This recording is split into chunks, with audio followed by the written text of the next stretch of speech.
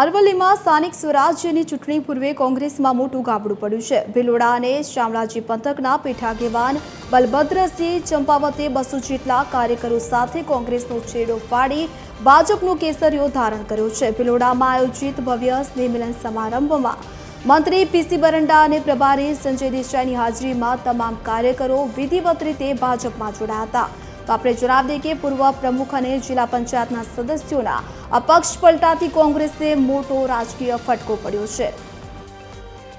કાર્યકર્તાઓ ભાઈ શ્રી બલભદ્રસિંહજી ચંપાવત અને અસંખ્ય કાર્યકર્તાઓ આજે કોંગ્રેસની ભાગલાવાદી રાજનીતિ પરિવારવાદી વાળી રાજનીતિને ત્યાગ કરીને રાષ્ટ્રવાદી વિચારધારાવાળી ભારતીય જનતા પાર્ટીમાં જોડાયા છે।